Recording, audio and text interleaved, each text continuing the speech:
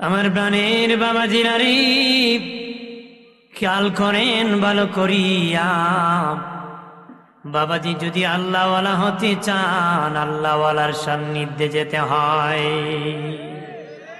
সৎসঙ্গে স্বর্গীবাস, অসৎসঙ্গে সর্বনাশ। আদবে আউলিয়া, বেয়াদবে দেউলিয়া। আদব যদি তাকি আল্লাহওয়ালা হবা, বেয়াদব হলে ইবলিসের সঙ্গী হবারে। বেয়াদব হলে কি? ইবলিসের সঙ্গ। আমার প্রাণের বাবাজি খেয়াল করেন ভালো করিয়া রে। রে দোস্ত বুজুর্গরা, এখন চলতেছে বেলায়েতের যুগ, ওলি আল্লাহর যুগ চলতেছে। বাবা, আমার নবীর দায়িত্ব ওলি আল্লাহরা পালন করতেছে। নবী যে পথ মত দেখাইছেন, সেই দাওয়াত ওলি আল্লাহরা দিতেছেন। নবী যেটা শিখাইছে, ওলি আল্লাহরা সেটা শিখাইতেছে। নবীর কথা তারা প্রচার করতেছে, নবীর আদর্শ তারা গ্রহণ করতেছে। কথা বলেন ঠিক কিনা? জোরে বলে।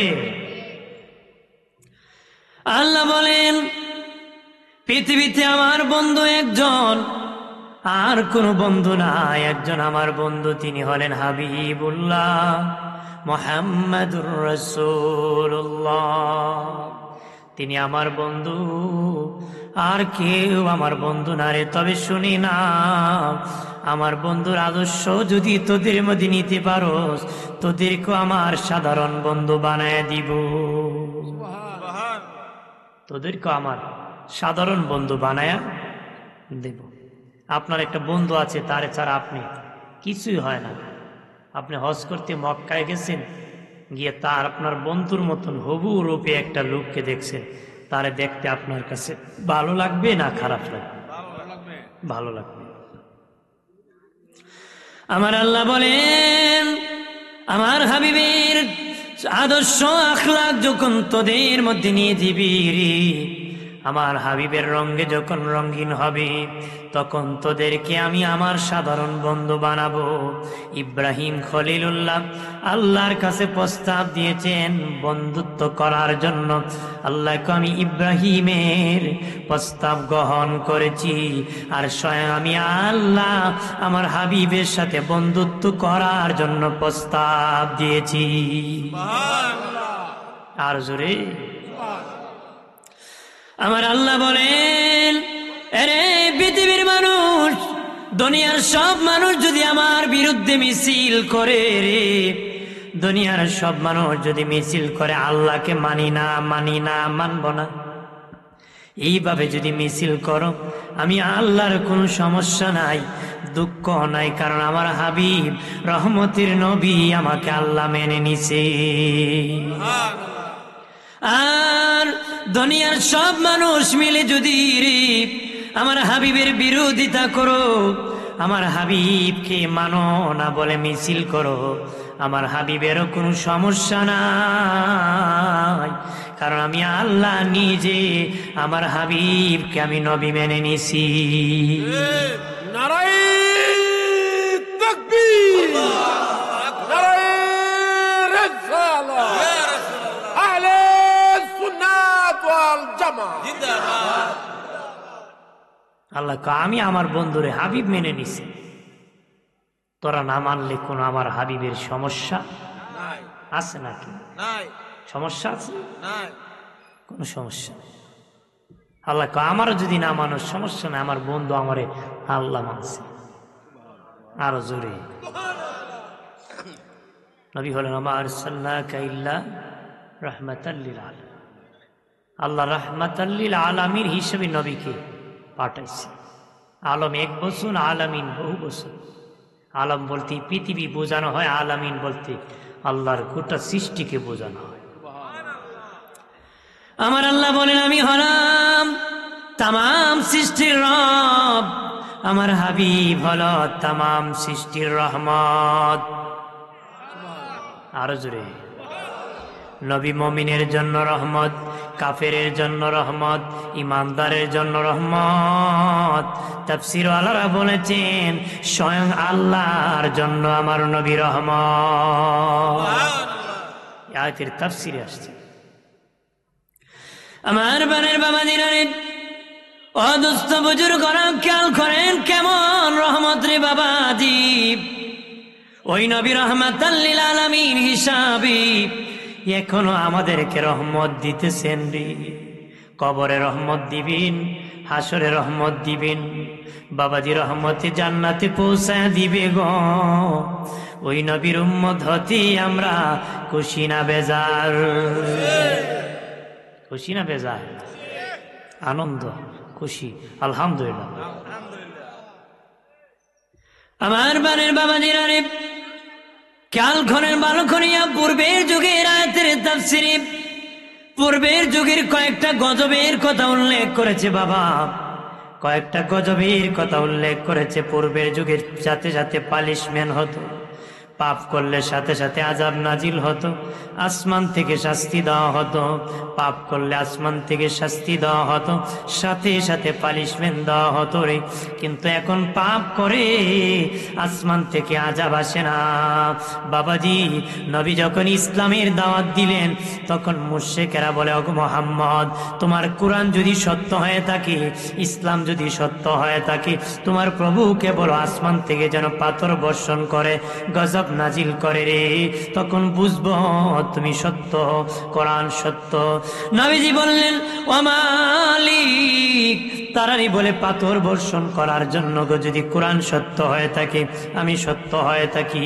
আল্লাহ বলেন, হাবিব তারা জানিয়ে দেন, কারণ আমি আল্লাহ পূর্বে অনেক গজব নাজিল করেছি, এখন গজব নাজিল করব না। কেন করব না? আপনি রহমত হিসেবে আছেন, সেখানে গজব তো আমি আল্লাহর জন্য শুভ হবে না গো। আপনি জমিনে থাকবেন, আমি এখানে গজব দিব, এটা হতে পারে? পূর্বের যুগের 13টা আলামতের কথা বলেছি বাবা। গুনাহ করেছে সাথে সাথে পানিশমেন্ট, ওই দেহাতি তাফসীরে আজিজিয়ার মধ্যে আসছে, তাফসীরে দুররে মনসুরের মধ্যে এসেছে, ওই 13টা আলামতের কথা এসেছে বাবা।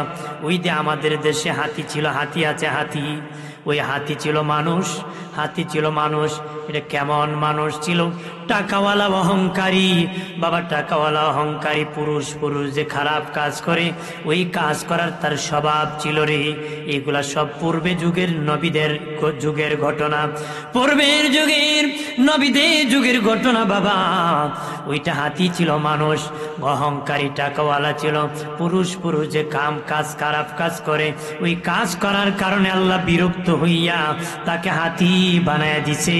একটু চিল্লায় বলি না হুজুবিল্লাহ। আমরা দেশ বিয়া বই তো দাবি করে, এরপর আল্লাহ আযাব দেয় না, কথা কথা। বিশ্বে বহু দেশে বৈধতা আছে, পুরুষ পুরুষ বিয়ে, নাউজুবিল্লাহ কইতেন জোরে কর, যে কাম কুত্তায় করে না। আমরা দেখছি নি কোনো কুকুর কুকুরের পিছে, কুত্তা কুকুরনির পিছে ঘুরে, আর ওরা বলে পুরুষ পুরুষ বিয়ে দিয়া। আমাদের দেশও দাবি জানাইছিল হারামজাদারা, নাউজুবিল্লাহ বলেন না, ওরা হারামজাদা ছাড়া আর কেউ হতে পারে? কিন্তু এই আকাম করতেছি, আসমান থেকে গজব আসে না। আল্লাহ আমার নবী রহমত হিসেবে আছে, এখানে গজব দেওয়া আমার জন্য শুভ হবে? আমার বানের বাবা দিনারে 2 নম্বর বলতেছি বাবা, ওই যে বাবা মাকড়সা আছে রে, ওই মাকড়সা ছিল একজন মহিলা। ওই মহিলা তার আপন স্বামীকে জাদু করেছিল। এগুলা সব পূর্বে নবীর যুগের ঘটনা। তার আপন স্বামীকে জাদু করেছিল, আপন স্বামীকে জাদু করার কারণে আল্লাহ তাকে মাকড়সা বানাই দিছে বাবাজি। এখনো অনেক মহিলা আছে স্বামীর সাথে এমন কাজ করে, কিন্তু আল্লাহ তার উপর গজব দেয় না। কিন্তু আগে খারাপ কাজ করলে গজব এসে যেত, আপন স্বামীকে জাদু করার কারণে আল্লাহ মাকড়সা বানাই দিছে। ওই যে বিচ্ছু আছে, বিচ্ছু, ওই বিচ্ছু ছিল মানুষ। কেমন মানুষ ছিল, দুই বন্ধুর মধ্যে পাটল লাগাতো, দুই ভাইয়ের মধ্যে ঝগড়া লাগাতো, বন্ধুর মধ্যে শত্রুতা লাগাতো, এই কানের কথা ওই কানে বলতো। আজও আমাদের সমাজে এমন যারা করি, মানুষ কয়ে হে যে বড় বিচ্ছু, কয় না নে ও বাপরে এ যে বড় বিচ্ছু, এর দাঁতি দূর থেকে এরম বিচ্ছু মার কামড়া দেশ আছে না নে। এরা গিয়া কইব ভাই সাহ উঞ্চু নিয়ে কয় ভাই কই না তোমার কইলে সব বোনা শুভ যে তা কইছে আমারে কথা কয় না, ওইটা কইলে তুমি মার্ডার করিলি ভাই হ কি তা কইছে আজকে দেখলি দিছে লাগাইয়া দিছে নি, কার না লাগাইলে তো আর চা খাওয়ান যেত না। হ্যাঁ মার লাগাইলে তুই কইব ভাই সাহ কই বিচার তো করেন লাগবো আর চা খাইব আর ফাম দিব কথা হ চা খাইত সুরের দোল। আমার বানের বাবা দিনারে খেয়াল করেন ভালো করিয়া ও প্রাণের বাবাজি, আজ এরকম বিচ্ছুর অভাব নাই, কিন্তু গজব আসে না রে, গজব আসে না। আল্লাহ আমার হাবিব রহমতের নবী আছি, সেখানে গজব তো আমি আল্লাহর জন্য শুভ হবে না রে। আরো জোরে বলি বাবা দিনারে আমার, ওই যে ভাই মাছ এটাও ছিল মহিলা একটা মানুষ, নারী ছিল বাবা। সে কেমন নারী ছিল, যার গায়ে কোনো কাপড় থাকতো না, উলঙ্গ হয়ে বাবা ঘোরাতো। আজও সেই মাছের গায়ে কাদা লাগে না বাবা, এই নারীর গায়ে কাপড় থাকতো না। আমার আল্লাহ বিরক্ত হইয়া তাকে ভাই মাছ বানায় দিয়েছে দেখতে সাপের ন্যায়। আজকে বেহায়া নারীর অভাব নাই, উলঙ্গ হয়ে হাটে মাঠে ঘুরায় বাবা, লাল কাপড় পরে, কাপড় খুলে বাবা মাথার চুল খুলে, পেট খুলে, পিঠ খুলে খুলে ঘোরায়। কিন্তু আসমান থেকে গজব আসে নারী।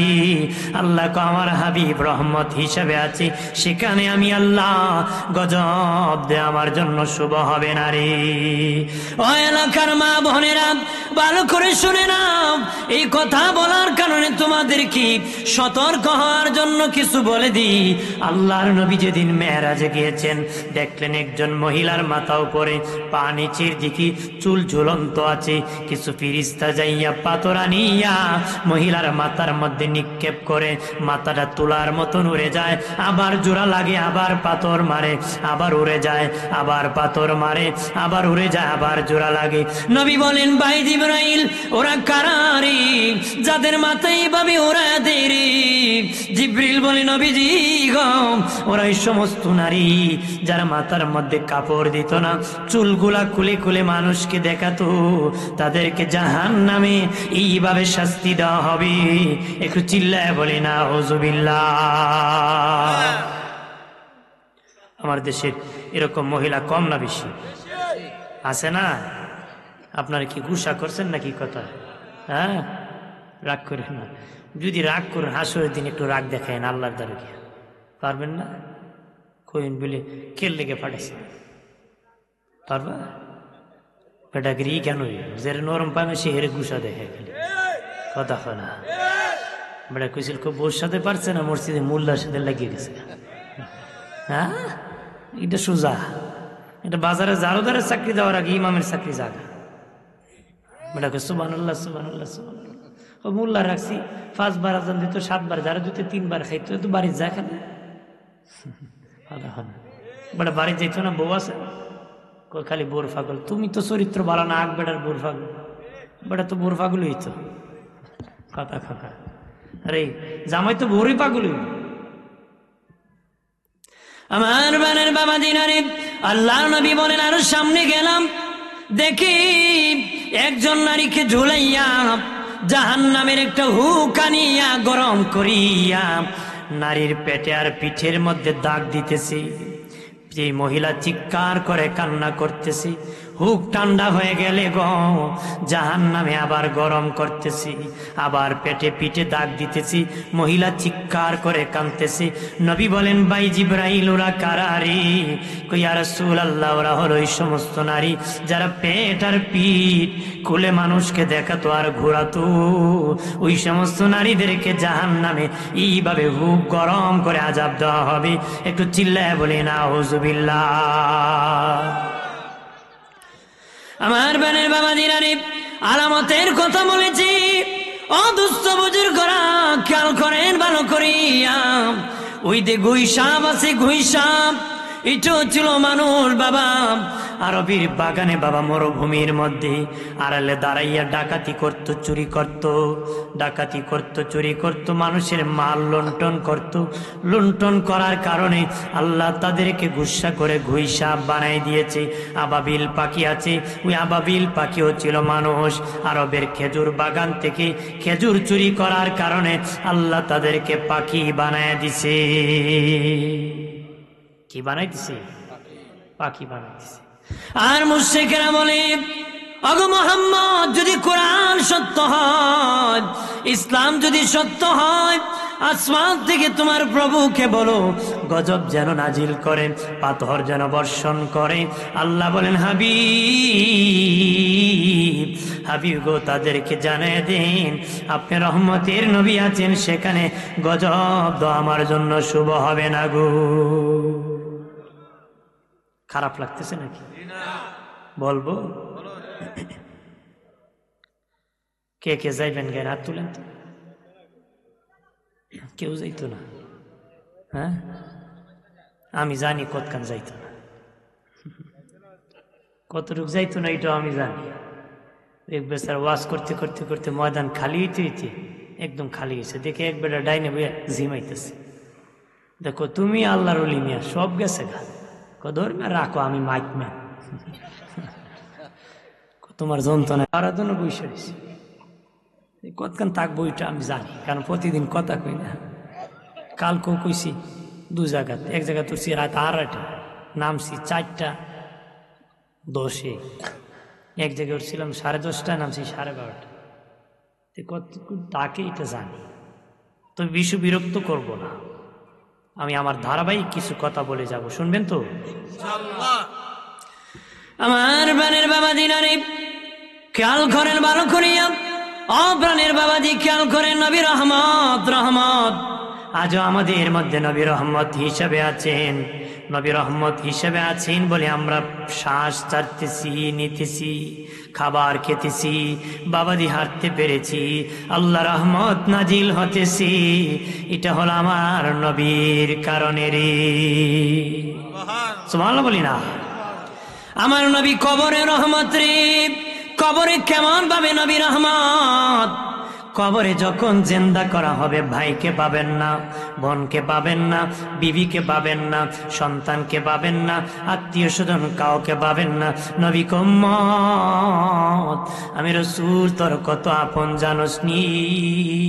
যেই কবরে কাউকে পাবে না, ওই কবরে তোর পাশে তোর নবীকে দেখতে পাবি।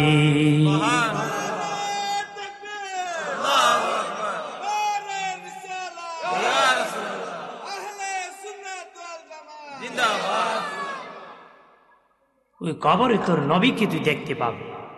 নবী ছাড়া উপায় আছে নাকি? কোনো গতি আছে? নবী ছাড়া কোনো উপায় নাই। নবী ছাড়া কোনো জান্নাতে যাওয়ার সুযোগ। ভাইরা আমার খেয়াল করেন ভালো করে, হাসরের মাঠে নবী বেঈমানের জন্য রহমত, দুনিয়ায় নবী বেঈমানের জন্য রহমত, ইমানদারের জন্য রহমত। কোন বেঈমানের উপর গজব আসে না, ইমানদারের উপর গজব আসে না রে বাবাজি। হাসরের মাঠ যেদিন কায়েম হয়ে যাবে, বেঈমানেও আমার নবীর দ্বারা ছাড় পাবে। হাসরের মাঠ যেদিন কায়েম হয়ে যাবে বাবাজি, আল্লাহ কাহার হয়ে যাবেন, ভয়ঙ্কর রূপ ধরবেন রে আল্লাহ। আল্লাহ কাহার হয়ে যাবেন, আল্লাহর আওয়াজে হাসরের মাঠ তরতর করে কাঁপবে। কিতাবে এসেছে আল্লাহ নবী আল্লাহর জন্য রহমত। কেমন ভাবে রহমত বাবাজি? আমার আল্লাহর রাগ গুসা কেউ থামাতে পারবে না, কিন্তু নবী যখন আল্লাহর দিকে তাকাবেন, নবী এত রহমতের নবী, আমার আল্লাহর রাগ গুসা সব শেষ হয়ে যাবে। নবী এত রহমত, রহমতের নবী, আল্লাহ যখন নবীর দিকে তাকাবেন, আল্লাহর রাগ গুসা সব শেষ হয়ে যাবে। জোরে বলি। কাফেররা বলবে, মালিক ও আল্লাহ, হাসরের মাঠ আর সইতে পারি না, জানি জাহান্নাম দিবেন, জাহান্নামই দিয়ে দাও। হাসরের মাঠ আর সইতে পারি না, জাহান্নাম আমাদেরকে দিয়ে দাও। যার কারণে খুব দ্রুত কাফেররা জাহান্নামে যাবে, হাসরের মাঠ থেকে রক্ষা পাবে। উনি হলেন আমাদের নবী, দ্বারা তারা রক্ষা পেয়ে যাবে। কারণ নবীর দ্বারা বিচার শুরু হবে। আল্লাহ নবী বলেন বিচার শুরু হবে, আল্লাহ বলবেন হাবিব যাকে খুশি তাকে আপনি নিয়ে জান্নাতে চলে যান, আমি আমল নামা দেখব না, আমি আমল নামা দেখব না গো। নবী বলবেন মালিক আমল নামা যদি না দেখেন ভালো মন্দের পার্থক্য হবে না, আমল নামা দেখতে হবে। আল্লাহ বলবেন আমি যদি দেখি আমার বান্দাকে রোজা রাখতে বলেছি কিন্তু দিনের বেলা খেয়েছে, আমি দেখব আমল নামায় লিখিত আছে, আমার রাগ উঠে যাবে, গুসা উঠে যাবে।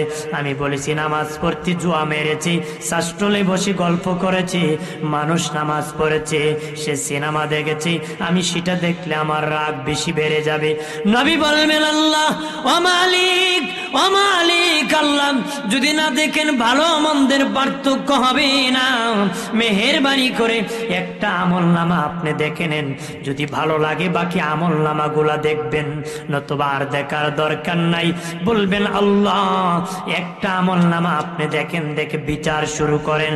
আল্লাহ সুবহানাহু ওয়া তাআলা জাল্লে জালালুহু আম্মা নাওয়ালুহু, আমার আল্লাহ সুবহানাহু ওয়া তাআলার কাছে একটা আমল নামা দেওয়ার পরে আল্লাহ দেখে পরে বলবে আমার গোলামের আমল এত সুন্দর, আমার বান্দার আমল এত সুন্দর, আমার আল্লাহ খুশি হয়ে যাবেন।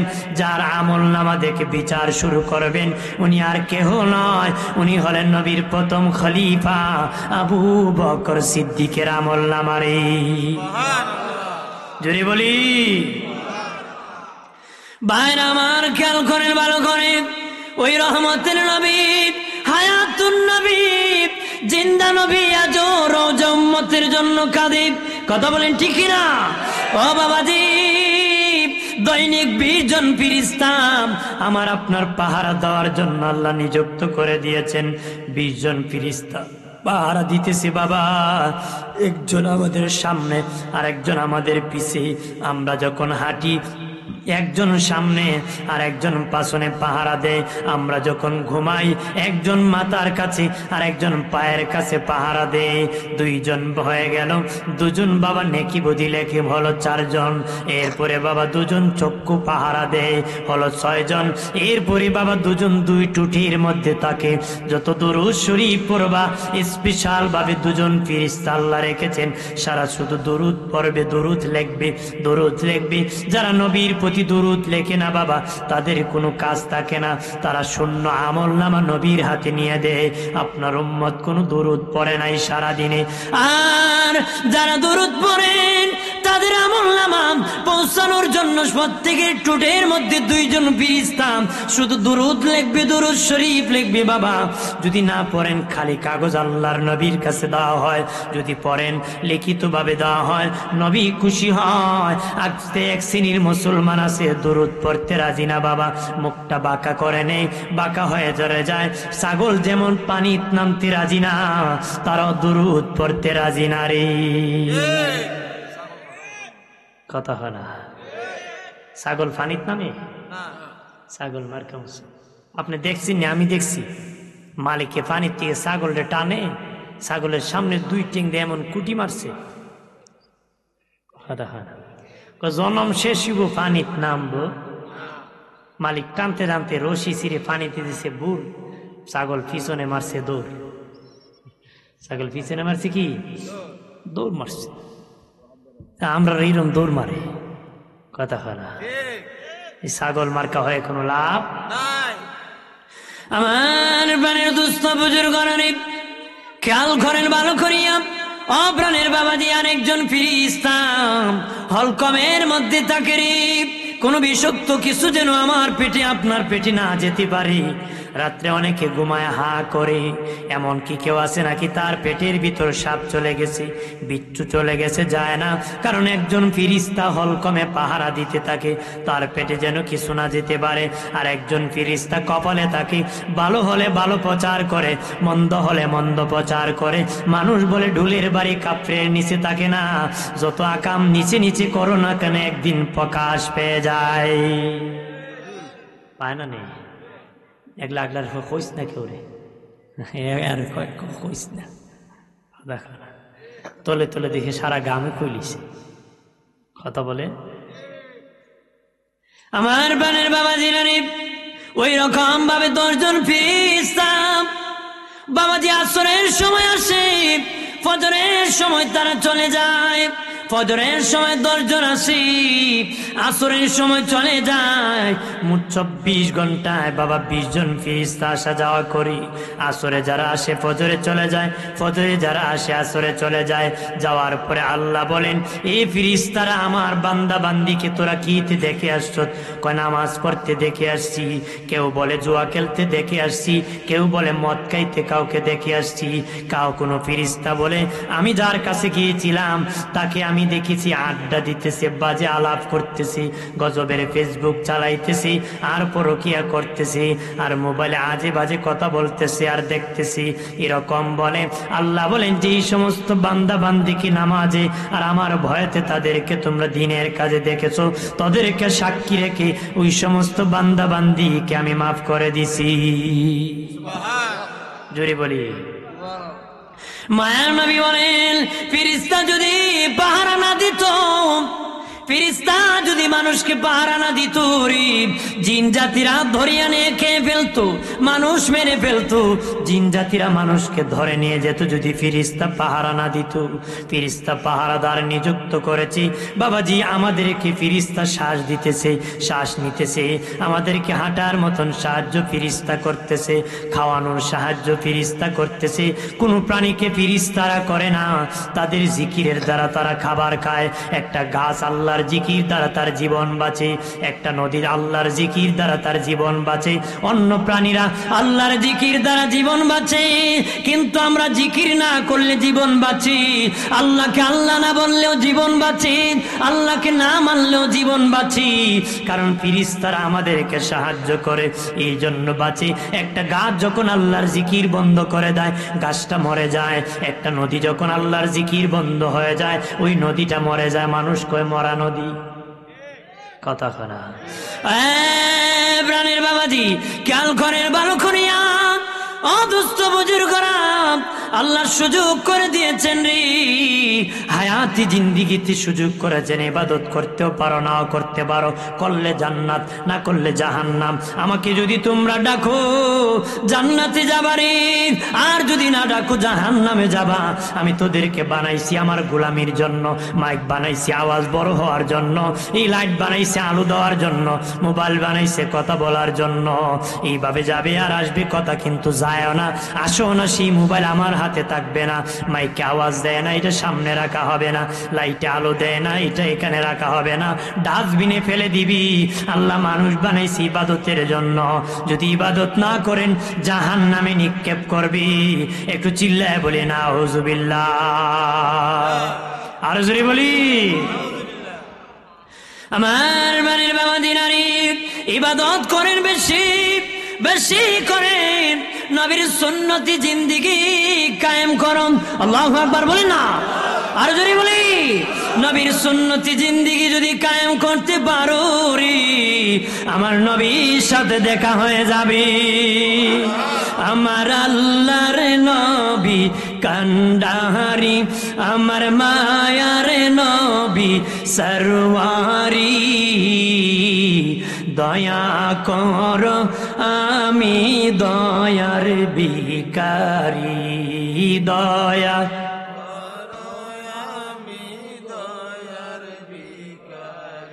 আমার আল্লাহর নবী সরওয়ারি, আমার মায়ার নবী কান্ডাহারি, দয়া কর আমি দয়ার ভিখারি, দয়া কর আমি দয়ার। আমি কাতরে বিনয় করি, আমি কাতরে বিনয় করি, দয়া কর আমি দয়ার ভিখারি, দয়া কর আমি দয়ার। হাসরের কান্ডারি হয়া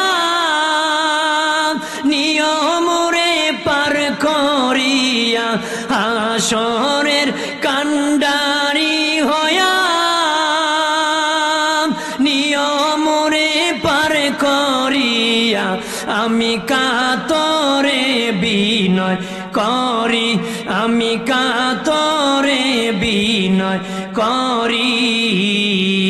দয়া করম আমি দয়ার ভিখারি, দয়া করম আমি দয়ার ভিখারি।